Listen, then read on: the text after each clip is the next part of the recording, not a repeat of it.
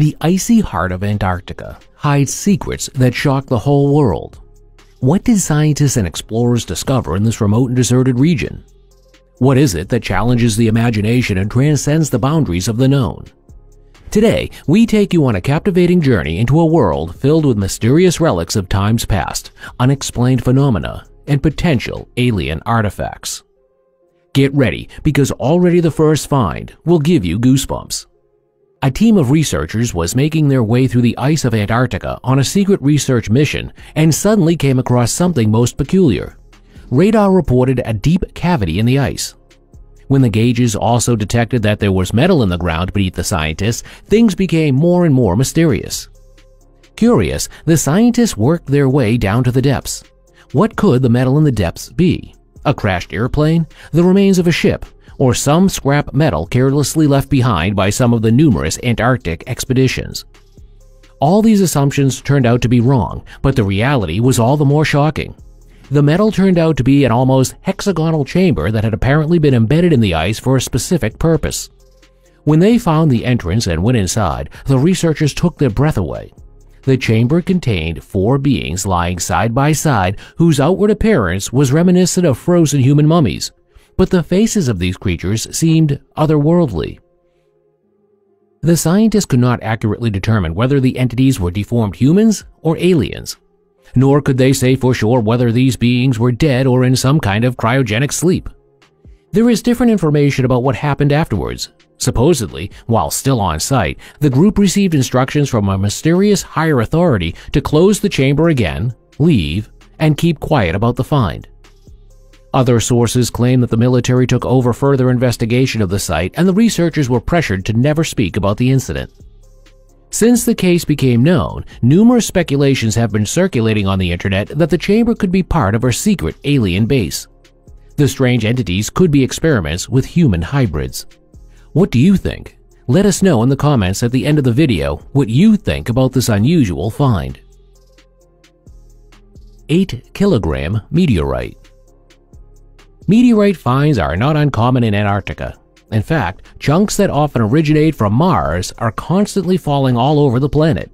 It's just that they're not as noticeable elsewhere as they are in the white expanses of the North and South Poles.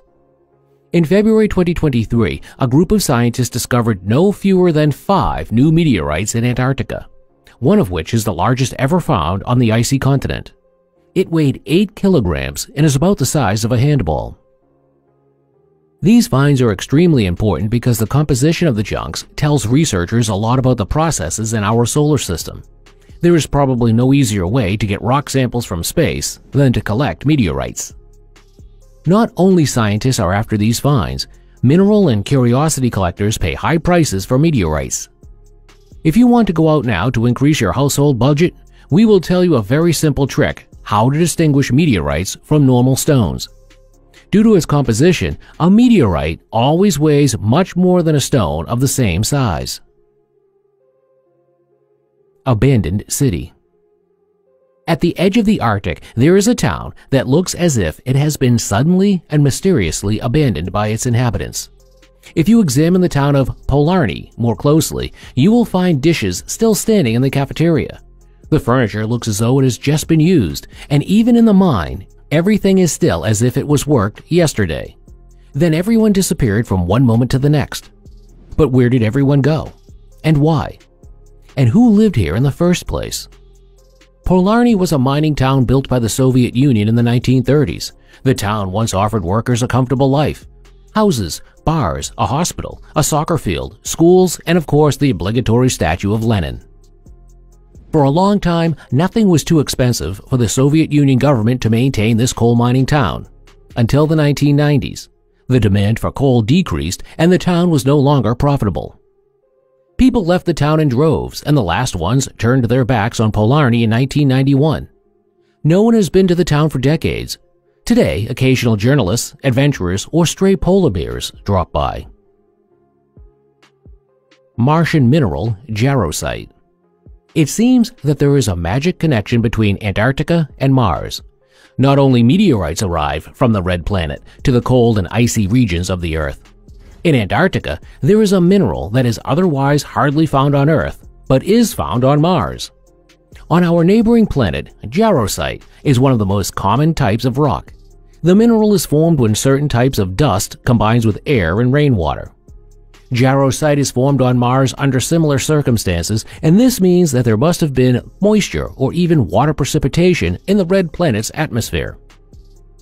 The rare finds thus enable scientists to study mineral processes on Mars quite conveniently here on Earth. Accordingly, even the smallest pieces of jarosite are valuable and sought after. Lake Vostok. One of the largest lakes on Earth extends under the 800-meter thick ice of Antarctica. Lake Vostok is over 240 kilometers long, up to 50 kilometers wide, and 1 kilometer deep. As a subglacial lake, the water was trapped under the ice 15 to 25 million years ago. Drilling showed that there is liquid water under the nearly 1 kilometer thick ice that has remained virtually unchanged since that time. Thus, this lake is also an incredible treasure for science. The lake was first discovered in the 1960s by a Russian pilot who flew over the region and noticed a large, flat area. However, the lake's existence was not proven until 1993 when satellite imagery enabled accurate analysis. Researchers find the lake exciting and would give anything to study the waters and possible living creatures more closely. But at the same time, they are also worried, because bacteria and viruses may be lurking in the depths, which can be dangerous for today's humans and living creatures. Nobody knows what will happen if this lake will be completely exposed at some point due to global warming. 6. Cryoconite holes. These strange, cylindrical, exact holes, driven into the snow or ice, appear regionally on the icy surfaces of Antarctica. In larger clusters, they resemble cheese holes. In fact, they are a natural phenomenon that occurs when sediments of small rocks, microbes, and volcanic ash accumulate on the icy surface. The particles absorb and reflect sunlight and then bore straight down into the ground several centimeters or even meters due to the resulting heat. Cryo means ice, and the word conite means dust. In winter, an ice cap forms on top of the hole, preserving the water and its contents. Each cryoconite hole is a unique biosystem with its own unique compositions of microbes, microorganisms, bacteria, algae, and insects. 50-million-year-old sperm. It is really incredible what is hidden in the ice. Scientists find there not only alien suspicious relics, unique ecosystems, and wondrous natural phenomenon. A few months ago, in a fossilization under the ice, scientists discovered the oldest sperm ever found. It was delivered by an animal of the group Clitololata, incredibly 50 million years ago. The find thus surpasses the previous record holder by a full 40 million years. Clitololata were mollusks that resembled today's worms or leeches. At the epoch, when the sperm was deposited in Antarctica, the dinosaurs had already disappeared.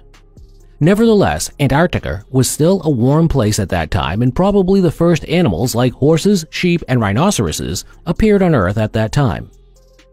Clitololata were most likely hermaphroditic. One specimen of the species carried eggs as well as sperm inside itself and thus did not depend on a partner for reproduction. Singing ice. Singing ice is a very recently discovered phenomenon in Antarctica that could play an important role in the future in monitoring the dramatic changes in this continent. The fact that the ice can sing was noticed during measurements of seismic activity on the Ross Ice Shelf. The frequencies at which the ice vibrates are around 5 Hz. They are not actually audible to the human ear, but the sounds can be shifted into the audible range using sonification. Then the melody of the ice sounds sometimes happy and cheerful, and sometimes eerie and gloomy. The mood of the ice changes due to the weather and the processes in the environment. The sound itself is caused by the winds blowing across the icy surface, creating a flute-like effect. After a snowstorm or a heat wave, the ice sounds slightly different each time. Based on the song, researchers can thus draw conclusions about the meteorological events on site, even from a distance. The largest iceberg. The largest iceberg in Antarctica has the unspectacular sounding name A76A.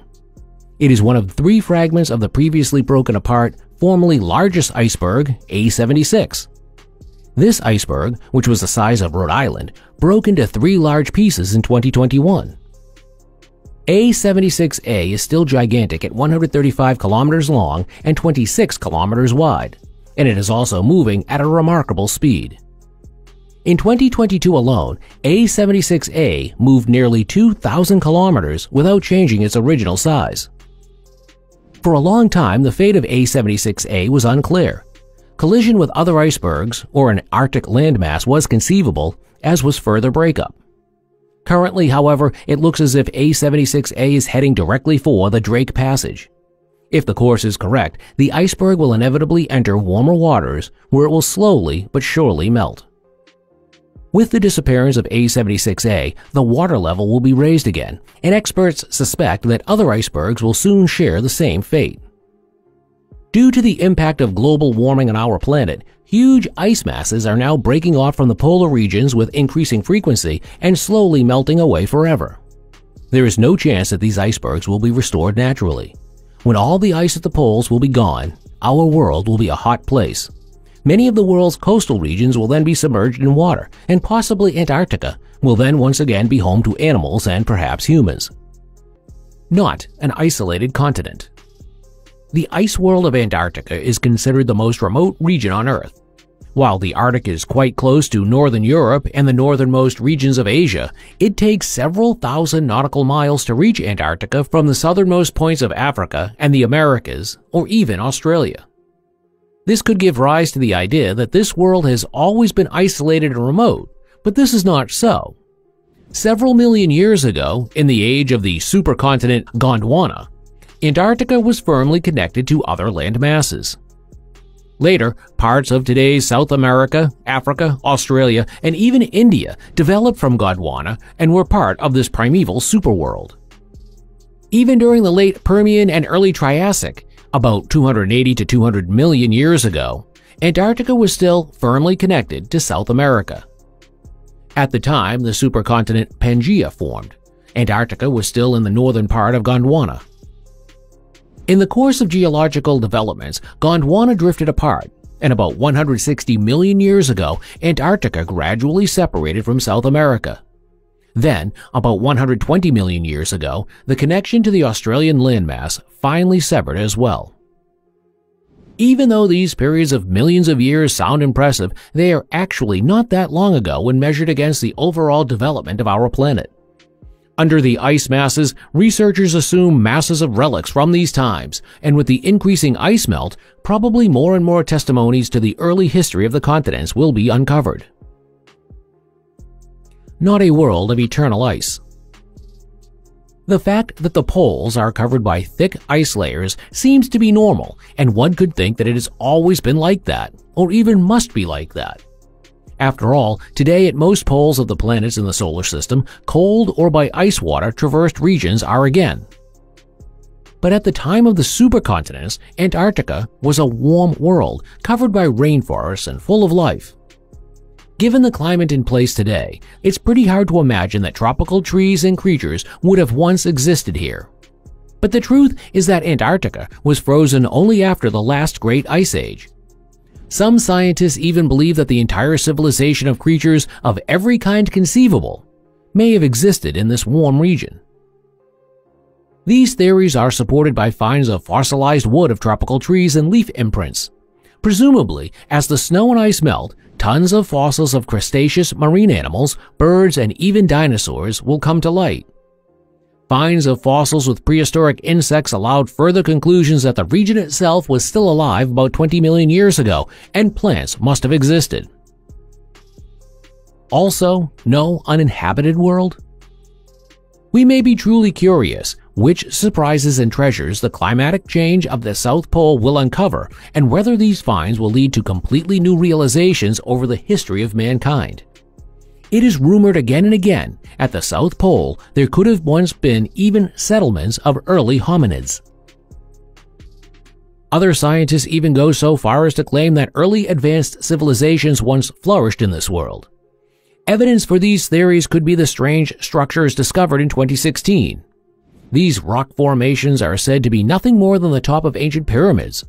Well, only time will tell if these conjectures will eventually pan out. Only with the continuing melting of snow will these structures and possibly other relics become visible again after millions of years under snow and ice. Singing ice. Antarctica was certainly not only an interesting place millions of years ago, it also holds a wealth of natural resources today that is unique in this world. Although the extreme weather conditions make it very difficult for researchers to stay in this world for long periods of time, reports of new discoveries and sensations in the ice reach us almost monthly. In the Antarctic summer, about 5,000 people stay on the continent, which is almost twice the size of Australia. In the winter, there are only 1,000. In between, researchers use every moment to explore the secrets of Antarctica before this natural spectacle disappears, possibly forever. Singing glaciers are among the most astonishing discoveries of the recent past. During seismic measurements on the Ross Ice Shelf, researchers found repetitions in the data that were reminiscent of music. The data were made audible, and out came a chant that sounded something melodic, sometimes sentimental, and sometimes eerie. The sounds are produced by wind blowing over the snowdrifts. This creates vibrations on the surface of the snow dunes, which sound uninterrupted seismic tones. The phenomenon is thus similar to the singing dunes in the Sahara, but the original frequencies would not be audible to the human ear. The singing of the glacier was translated into audible frequencies using sonification. Through the seismic sensors, scientists study the behavior of the ice in the field. Since then, they've noticed that the song changes as the environment changes. Now researchers are using the strange symphony to monitor the stability of the ice shelf and predict possible breakups of large ice masses. Giant holes. Antarctica is a continent of extremes and superlatives. It is clear that in these regions, holes in the ice also have somewhat different dimensions than elsewhere. A Polynya ice hole is an open water area surrounded by ice fields or glaciers. Polynyas are created by geographic and atmospheric features that have been very little studied. In 2017, a hole opened up in the middle of the ice that was the size of the entire island of Ireland. Holes like the Weddell Polynya open and close regularly. The opening comes from the upwelling of warmer, saltier, deep water to the surface. The effect causes the surrounding ice to melt, and an open expanse of water is created. Sizes of several thousand square kilometers are not uncommon for polynyas. Presumably, these openings play an important role in the Antarctic ecosystem, as they serve as habitat for marine life and may also have effects on oceanic circulation and climate. They provide access to nutrients and allow the exchange of gases between the atmosphere and the ocean. Subterranean lakes. Under the ice masses of Antarctica lie dormant freshwater lakes that are among the largest on Earth. As early as 1970, scientists had a hunch that completely new and self-contained ecosystems existed beneath the kilometer-thick ice. Since then, researchers have found more and more lakes under thick layers of ice, as well as active river courses and ecosystems that are home to unique creatures, and on top of that, a very great abundance of life. About 400 underground waters are already known, and quite a few of these lakes are hidden under 3-kilometer-thick ice layers. The deepest of these lakes can only be reached by special boreholes and mini-cameras that are lowered into the depths of these alien worlds. Scientists believe that the waters have existed since Antarctica broke away from the ancient supercontinent of Gondwana, so they could be unique reservoirs of clock bacteria, fish, crabs, lichens, and mosses. Presumably, these life forms use methane and ammonium as energy sources and thrive beautifully without oxygen or light. These findings have also led scientists to take a very different view of the possible existence of life on distant moons such as Europa or Titan. The third man. The third man factor is an almost uncanny psychological phenomenon. It is observed especially by mountaineers as well as by Antarctic adventurers who get into distress on their tours. Having lost their way, having had an accident at dizzying heights, or being trapped in crevasses and eternal ice, a mysterious person suddenly appears who does not actually exist. The third man factor was first officially described by psychologists studying the survival of Mount Everest climbers. Two rope teams, each consisting of 2 men, reported that in an emergency situation, the presence of a third man suddenly appeared. This man gave valuable advice and tips and encouraged the men so that the victims were able to free themselves. Later it came out that also numerous Antarctic as well as Arctic adventurers would have felt this uncanny and nevertheless also welcome presence of an invisible leader. The voice of the third man was so clearly heard by many of those affected that they thought one of their human companions was speaking. Researchers have also reported cases of seeing human-like shadows cast by nothing across the endless plains of snow in Antarctica. Psychologists attribute the phenomenon to an exceptional state of the brain. Because of the harsh conditions and unusual hours of sunlight and darkness in Antarctica, many people have experienced hallucinations, which may also be the cause of the third man factor. The most famous story about the third man comes from pioneer Antarctic explorer Ernest Shackleton. He and his companions were trying to get to South Georgia Island by boat. After an exhausting journey, they wanted to continue their way on foot to a whaling station to find some food and shelter. While they were hiking, the entire group, which consisted of 3 people, believed that another man was walking alongside them. The group hiked for 36 hours over mountains and glaciers, and all of them were convinced that there were not only 3 of them, but 4. The secret sector. Antarctica is said to be a seemingly endless desert of snow and ice today, as well as some animal species such as penguins and sea lions. There is supposedly not much exciting or thrilling to see here, apart from the widely scattered research facilities and the unique natural phenomena. Nevertheless, there is a top-secret and forbidden sector on the continent, where no one is allowed to enter except specially authorized people. This area can be called the Area 51 of Antarctica, and nobody knows what happens there. Anyone who tries to catch a glimpse and see what lies beyond the border is immediately seized by the guards. Allegedly, people arrested there are even said to have disappeared. All nonsense, is said by the official side. The area only protects a population of the emperor penguins, which have become very rare. Humans are not allowed in order to not harm the colonies. But who knows if this is true and what is really going on in this protected area? Antarctica, the mysterious world. Officially, the continent of Antarctica was discovered only in the 19th century. The first European to ever set his eyes on the land masses at the southern end of the world was the explorer Fabian Gottlieb von Bellingshauer. In 1820, von Bellingshauer led a Russian expedition. Only a few weeks after the Russian ship, the British navigator Edward Bransfield also landed on a coastal section of Antarctica. A year later, humans set foot for the first time in this world of vast masses of snow and ice.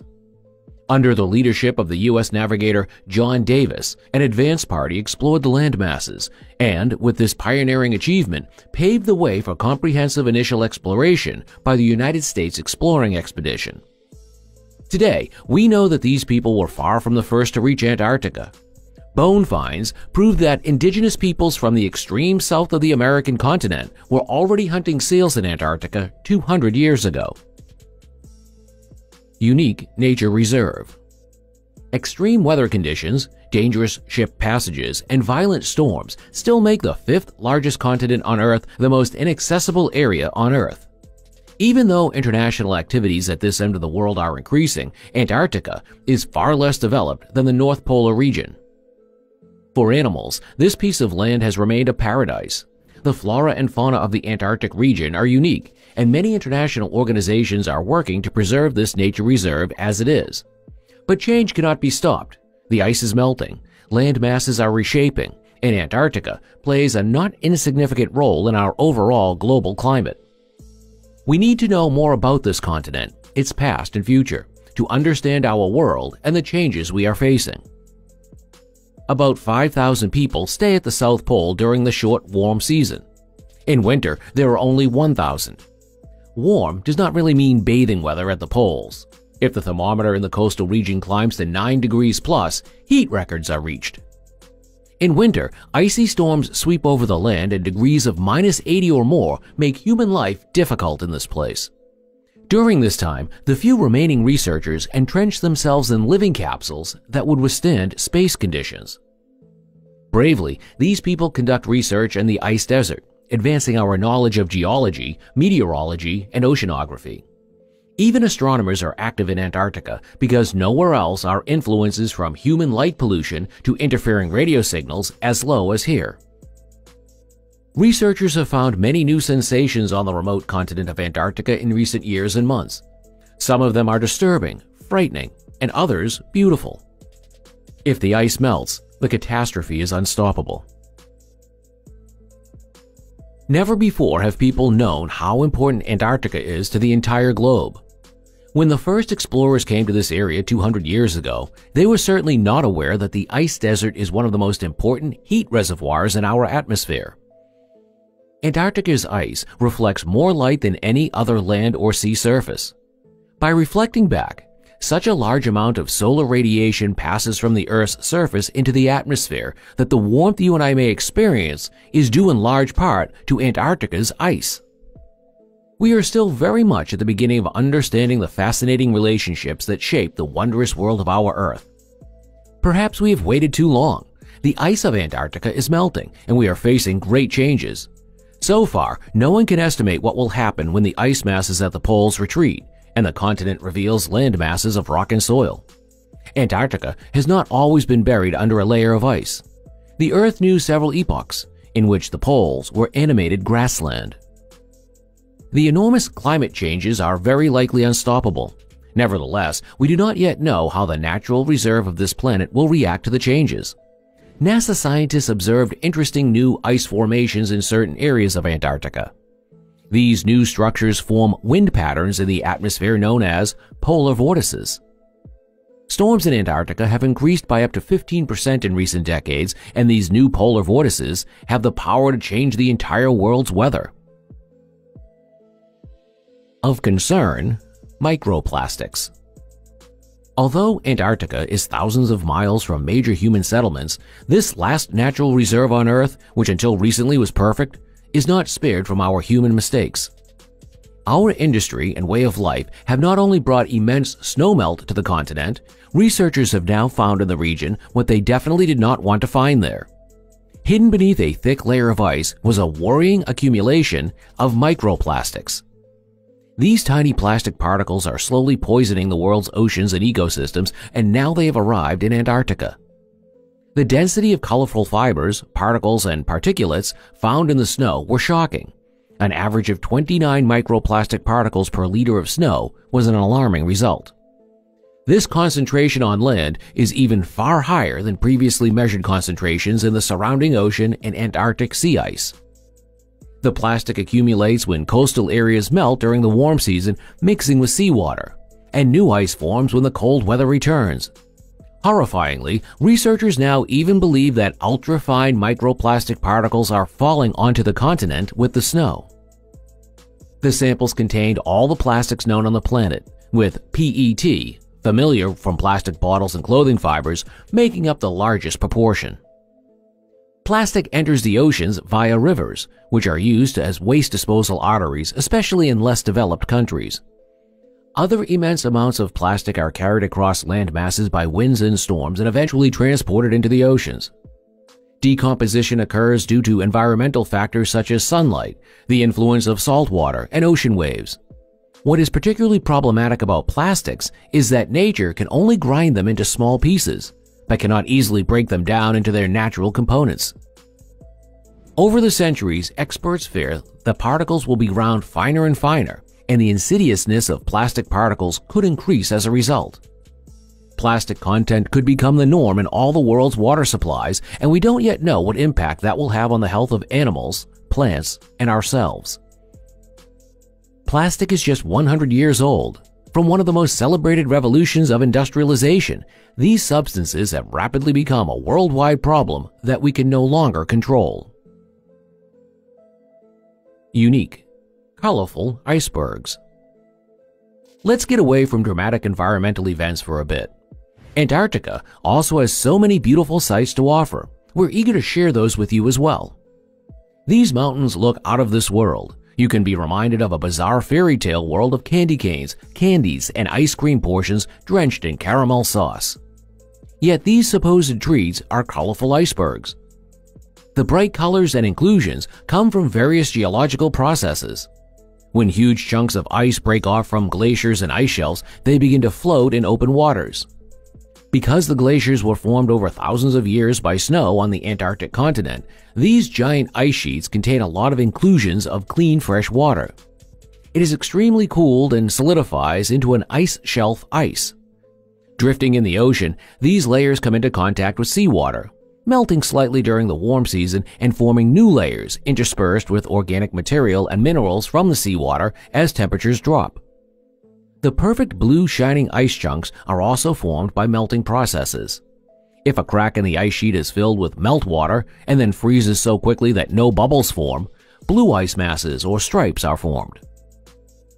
A normal iceberg, on the other hand, appears white because the small bubbles trapped inside scatter light in all directions. Green streaks and coloring come from freezing layers of extremely algae-rich and salty seawater. Brown, black, and yellow colors are formed by sediment deposits. Incredible. Life from outer space. Antarctica is the least explored continent on Earth. Exactly for this reason, some fans of the unusual and ufologists conjecture again and again, in this lonely world, hidden alien bases or secret military facilities could be. There are plenty of traces of such bases on the web, but their real existence has not yet been proven. Nevertheless, you will be amazed when we tell you that traces of aliens have been found in Antarctica. In 1984, researchers suddenly held an unusual piece of stone in their hands, which a little later turned out to be a Martian meteorite. These chunks landed on our Earth hundreds of thousands or millions of years ago. Mars meteorites are most likely relics of asteroid impacts on the red planet. With the enormous detonations, parts of the Mars surface are blown so far into space that they come afterwards into the magnetic field of the Earth and landed here. But this meteorite was a special treat for the researchers for another reason. Because these tracers are left on the Earth only by the smallest living beings like microbes. If this million-year-old meteorite really shows remains of Martian bacteria, it would be the only scientific evidence of life beyond Earth. In 1996, organic molecules were discovered in the rock, further supporting the Martian microbe hypothesis. Other scientists remain skeptical and prove that such traces could be tiny clumps of carbon formed when groundwater seeped through fissures in the rocks on Mars. Nevertheless, even this explanation would mean that there was once significant water activity on Mars. Actually impossible. Complex life under the ice.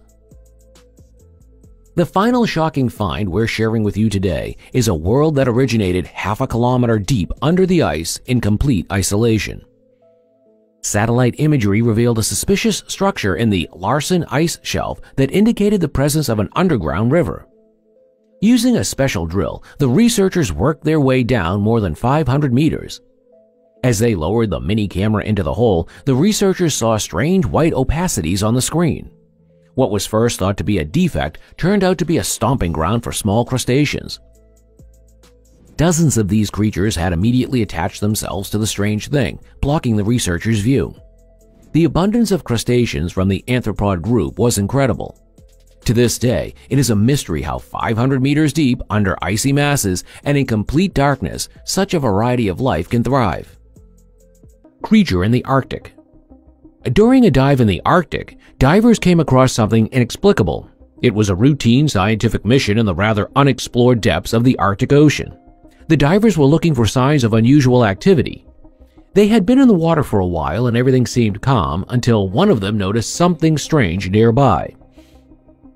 At first, the divers thought it was a very large seal or a small whale.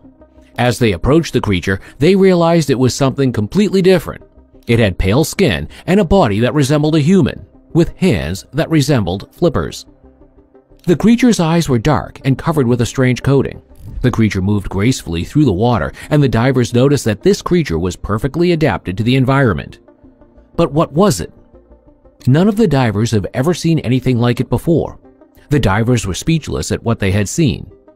The creature had shown no fear at first, but slowly moved away as the divers got closer. After the discovery, the researchers searched for explanations. The creature was not a fish, they were sure. Some felt strangely reminded of a mermaid.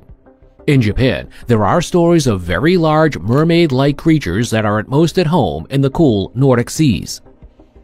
The locals call these creatures ninjans. It is said that they can reach lengths of 18 to 27 meters or more, with fins or tails instead of legs like mermaids. The only recognizable facial features of the ninjans are their eyes and mouth. Several sightings from Japan show that these stories are not fairy tales. Among others, ninjans have already been sighted by Japanese submarines that were in the northern waters of the archipelago. Ninjans are not fish, but are described as humanoids adapted to life in the water. Stories about mermaids exist in many cultures around the world, and the discovery of divers in the Arctic once again raises the question of whether there is more to fairy tales and myths in this world than is generally believed. Mud volcanoes. Anyone who thinks the Caspian Sea might be an exotic vacation destination could suddenly find themselves in an inferno. Around the remote sea and in the nation of Azerbaijan are 400 of the world's 700 or so mud volcanoes. Mud volcano may sound like a funny bog bath at first, but anyone who has seen an eruption of such a volcano will rather quickly run for the distance. Mud volcanoes form near oil and natural gas fields as well as oceans or large inland bodies of water. The dangerous thing is not even the boiling hot mud that these natural spectacles push into the surrounding area. The eruptions of these volcanoes are 100 times more violent and have more pressure than the eruptions of normal volcanoes that stand on geological faults. The eruption is triggered by burning natural gas or petroleum at depth, and quite a few of these volcanoes are active throughout the year. Jesus in Lake Michigan. What on earth is the Savior of Christians doing at the bottom of a freezing cold lake in North America? For once, the answer to this question is not scary or shocking, but a real miracle. Imagine you are on a lonely dive in the murky waters of the lake, nothing but cold and darkness. Then suddenly you notice a flickering light in the distance. As you approach, you see a huge cross with a statue of Jesus. The family that commissioned the statue lost their young son in an accident. They ordered the statue in Canada to honor the boy's memory. During transportation, the Jesus was damaged and the statue was left at the border. Later, they bought some divers and sank it as a memorial to divers who had had an accident in Lake Michigan and as a protection for all other divers who travel in those waters. According to stories, since Jesus has been at the bottom of the lake, there have been few fatal diving accidents. UFO in the Baltic Sea. Deep in the Baltic Sea, professional divers came across a formation reminiscent of spaceships. After the divers reported their find to the company OceanX, responsible marine geologists announced that the formation would be a normal stone structure created by bacteria and other small marine animals. But OceanX was not satisfied with the answer, because the incidents that had occurred around the find were just too strange. First, the divers near the anomaly had all their dive watches fail, which caused a brief shock. But the divers from the company that specializes in salvaging sunken shipwrecks were professionals and could manage without the gimmicks, fortunately. As they moved away from the anomaly, the function of the technical equipment resumed. The base ship of the diving team had also noticed something strange. While crossing the anomaly, first the radios failed. Then they received a strange signal, the frequency of which repeated regularly and could not be attributed to any natural phenomenon. Currently, OceanX is looking for sponsors to study the anomaly in detail, and we can be curious what this thing really is. The oldest shipwreck of the world. There must be thousands of ships lying at the bottom of the world's oceans. Ancient wooden boats, proud galleys, submarines from the world wars, the Titanic, and countless merchant ships or sunken ferries are slowly rotting or have already completely disintegrated over the centuries. Strangely enough, old wooden ships survive best in the depths of the seas. Almost nothing is left of the steel colossus Titanic after only 100 years. Wooden ships, on the other hand, sometimes survive many thousands of years at the bottom of the sea. The oldest known sunken ship lies at the bottom of the Black Sea and has been there for 2,400 years. The old sailor surely belonged to one of the successful city-states of ancient Greece. Spartans, Athenians, and others were engaged in a lively trade with the riparian states of the Black Sea in this epoch. Why the ship sank cannot be traced today, although the parts are almost completely preserved. At the depths where it lies, hardly any oxygen is present, so decomposition processes are kept to a minimum.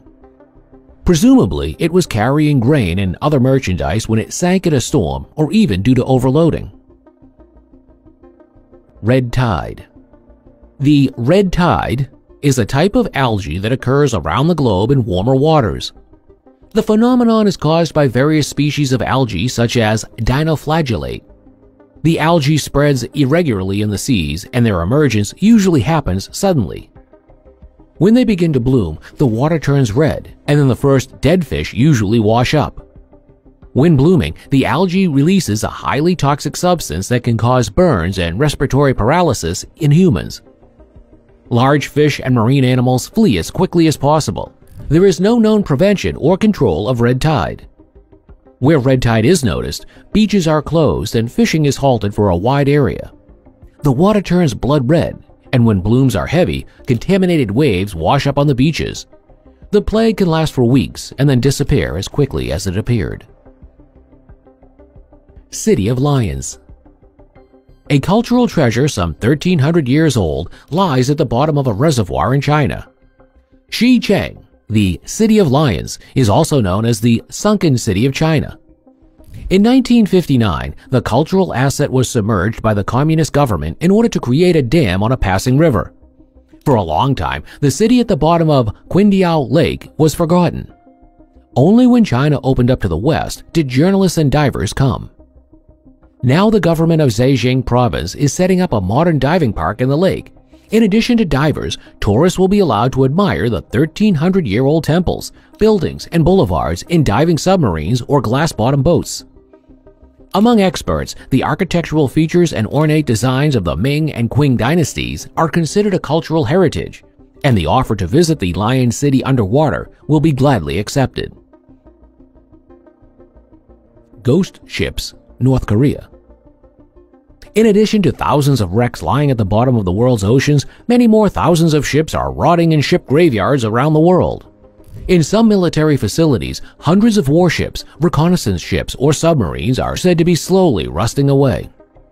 Nobody knows what to do with the old ships. Scrapping is too expensive, and no one is interested in the old barges. The most bizarre, largest, and most dramatic ship graveyards are said to be in North Korea.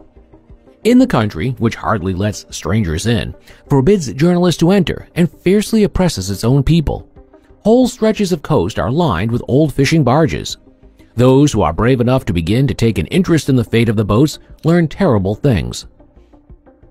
Allegedly, poverty and hunger in North Korea drive thousands of people every year to grab old boats and take them out to the sea. With meager experience and hardly any equipment, they want to try their luck as fishermen, and most of them fail miserably. They sail farther and farther out, or enter sections of the sea that are difficult to navigate or are deadly. The ships often return on their own as ghost ships. There is no trace of the crew. Then they are towed into one of the many harbors until the next fortune hunter finds himself and buys one of them, or until the fishing barges rot. Maritime giant isopods. We all know small isopods from the basement or ones that scurry across patio slabs. But have you ever seen giant isopods 20 centimeters in size? These bizarre marine creatures, with the scientific name Bathynomus, live in the deep sea between 170 and 2,000 meters below the water surface. They don't actually look much different from their comparatively tiny relatives, but have solid carcasses and biting tools with which they specifically dissect carcasses of dead large fish and marine animals. Despite their impressive size and sinister appearance, giant isopods are completely harmless to humans and other animals. In fact, they are something like the health police of the deep sea. Outside the oceans, there are only a few specimens kept for study. The first specimens of this species were discovered in 1870 when a ship named Challenger made the first oceanic surveys, and explored areas of the deep sea. Today, giant isopods are considered by experts to be a good example of the giant growth more often found in the deep sea. Other famous giants of the deep sea are the giant squids, up to 10 meters long, which are said to be capable of dragging entire ships to their doom. Navy pilot Richard E. Byrd. Antarctic expeditions have been many. Almost everyone today knows names like Ernst Shackleton or the name of the Arctic stormer Roald Asmussen. But let's be honest, have you ever heard of a hero named Richard Evelyn Byrd? Probably not, and there might be a reason that really gets under your skin. Rear Admiral Richard Evelyn Byrd Jr. was a naval commander and explorer from the United States. A U.S. Navy pilot, polar explorer, and polar logistics organizer, Byrd was the recipient of several very prestigious awards. Among them was the Medal of Honor, given to people who have demonstrated supreme bravery and extraordinary courage. Byrd's Arctic career began in 1924 when he led a small unit under Commander D.B. McMillan's during an expedition to West Greenland. On his very first flight, Byrd reportedly saw things at the North Pole that he described as bewildering. On May 9, 1926, Byrd and his navigator, Floyd Bennett, filed an official report that simply noted that the pilots had flown one plane from Spitsbergen, Norway, to the North Pole and back.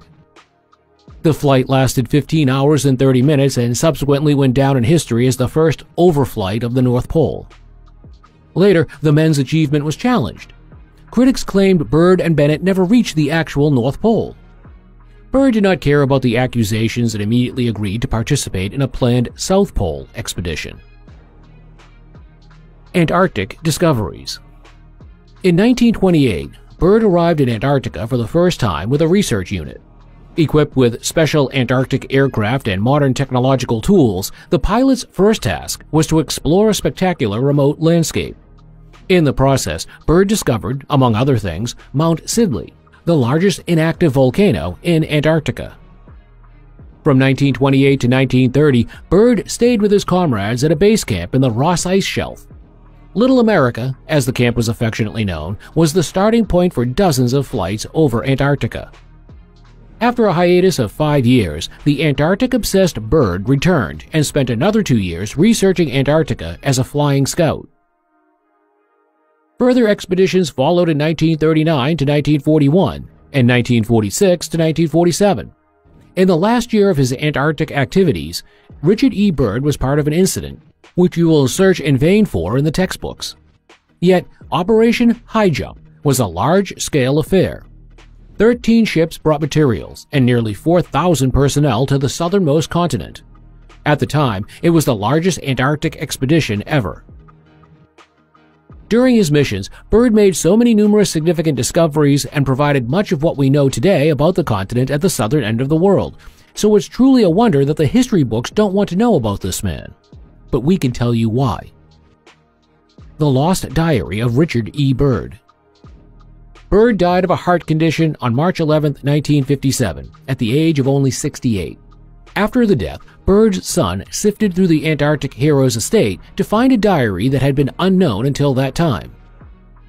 Later, the diary came into the hands of the author and Native American expert Taiwani Wakawa Shush. In 1977, based on Byrd's reports and discoveries, he founded the International Society for a Complete Earth, ISCE, which was later renamed the Hollow Earth Research Society. After that, the reports came into the hands of the well-known U.S. UFO researcher and author Dan Weiss. Weiss published the complete diary in a revised form book under the title The Disappeared Diary of Admiral Richard E. Byrd. The book recounts a mysterious incident during Task Force 68. As Byrd flew over the South Pole on February 9, 1947, a little more than 3 hours into the mission, he spotted a mountain range he had never seen before. While he was heading north, problems arose with the magnetic and gyro compasses. Then the fantastic begins, as Byrd's descriptions mix coordinates as well as designations of the South and North Poles. At first, researchers thought Byrd's misleading terms Antarctica and Arctic might have been a clerical error on the pilot's part, but then it turned out there was a good explanation for his apparent confusion. Less than 2 weeks after the memorable flight, a report had appeared in the Chilean newspaper after a flight squadron led by Richard E. Byrd had become aware of a flight of a force that could fly from pole to pole at incredible speed. The airman's diary details this incident in some detail, and the contents of the report simply stun. According to Byrd's accounts, near the Weddell Sea in Antarctica, flying saucers suddenly rose up and attacked Byrd and his squadron. The account goes on to tell of how, in the commotion, Byrd was pulled into the Earth's interior by a vortex and emerged on the other side of the globe. Inside Earth, Byrd took note of the humanoid inhabitants who introduced themselves to him as the people of Agartha. Their outstanding leader referred to himself as the Mr. E, and this same Mr. rebuked the fighter pilot Byrd on the basis of humanity's recent development. With this, the alien entity alluded to the development of the atomic weapon that had taken place shortly before. At first, the Master informed the pilot Byrd in telepathic way about his thoughts and his people, but later it should come to another meeting. The diary initially ends with an entry in which Byrd recounts how he presented his experiences to his top superior in the U.S. Department of Defense. The Pentagon had ordered Byrd, who was sworn to absolute loyalty, never to speak of the incidents again. A second incredible report. Byrd was not the only one to have a strange experience during Mission 68. Several lower-ranking pilots told reporters of run-ins with fantastic disc-shaped vehicles and even some fatalities as a result. The reports appeared in some South American newspapers in early March 1948. Today, these reports are the few evidences that speak of the authenticity of the diary. As part of the article that appeared in Chile, Byrd has also spoken out about losses, attributing them to a new adversary who was able to travel from pole to pole with amazing speed. A second account exists in his diary, according to which Byrd flew through a strange mountain range before discovering lush flora, where there should have been ice and snow. On another trip into the Earth's interior, Byrd claims to have seen a mammoth. Then, he says, he was drawn to a city he later identifies as Agartha. During the flight, navigation instruments spun wildly. The technical aircraft controls did not respond at this location, and Byrd was forced to rely on his experience and fly by sight. Bizarrely, the pilot reports that his plane was accompanied on this adventure by radiant disc-shaped aircraft adorned with SWAT stickers that looked exactly like the hated symbols of the Nazis. Byrd met the Master himself on this second journey into the Earth's interior. He and the other inhabitants in the inner realm were described by Byrd as tall, blonde-haired beings. Byrd came to Agartha accompanied by his radio operator, but only he was chosen to meet the Master while the radio operator had to wait. Again, the most urgent request of the leader of the Great White Beings was to discuss with Byrd the problem of the approaching nuclear war. The disasters caused by the first atomic bombs were deeply condemned by the alien being. Byrd learned that the members of the race were very seldom on the surface of the Earth. Nevertheless, some of the flying discs set out to observe the events at Hiroshima and Nagasaki. The Master explained that his species did not normally become greatly involved in the struggles and the barbarities of humans. But recent events, he said, have been watched with concern. Games with nuclear power, as the Master called it, were dangerous not only for humans. The Master continued, telling how we had sent messages to speak with the powerful of the Earth, but his messengers did not fall on open ears. Even after the end of the World War, the beings had tried to talk to governments and rulers in order to prevent another catastrophe and nuclear war. The Master warned Byrd several times that humanity would have to change if it wanted to avoid its own demise. Furthermore, the Master spoke of how even in the darkest times there would always be a few people who were different and would hopefully remember the good that was inherent in mankind. For a time of peace and opening, the Master predicted contacts between his culture and race of the people. But the leader of the people within the Earth did not know when the people would have achieved this peace. Byrd's audience with the Master was over several hours of intense conversation. The pilot returned to his plane, where he met his radio operator. When the two men arrived at the base camp, only about 1 hour had passed. These encounters are believed to have been the real reason why Operation High Jump was unexpectedly aborted. The crew of Task Force 68 remained in Chilean ports until it became clear what would happen next. Byrd, too, was stuck for several days until he was called to the Pentagon. During this time, rumors made the rounds and a few interviews with Chilean journalists occurred. Do UFOs come from inside the Earth? Amazingly, disc-shaped flying objects have been and continue to be sighted on Earth near nuclear weapon bases. Pilots of military and passenger aircraft occasionally sight the rotating flying discs, and flying and rotating UFOs are also observed regularly on Earth. There is another interesting connection, as Hitler is said to have possessed a true mania for finding and joining forces with the legendary White Superman people. His idea of the White Master Man can be traced back to his encounter with the messengers of the Master. If one can believe the reports of Byrd, however, it was certainly far from this race to support Hitler and his machinations. Rather, the leader could have received the messages of the people of Agartha in visions. He made his Aryan cult out of it, sent out pole expeditions to find the Ubervolk. Besides, he also decorated himself with the swastika symbol of the beings from Agartha and abused it for his cruel crimes. Byrd returned to Antarctica one last time after the events. From 1955 to 1956, he again flew over the areas where he had previously encountered the world within. Some rumor that the pilot was searching for the entrance to Agartha, but whether he met the Master again is not known. Shortly after Byrd's report at the Pentagon, amazingly, the first major wave of UFO sightings occurred. This included the sighting and probable crash of a UFO on a ranch near Roswell, New Mexico, and subsequently the founding of Area 51. In addition, flying saucer sightings increased dramatically worldwide beginning in the late 1940s. Now you tell us, are these all coincidences or fantasies? Or must there be at least a shred of truth in these stories?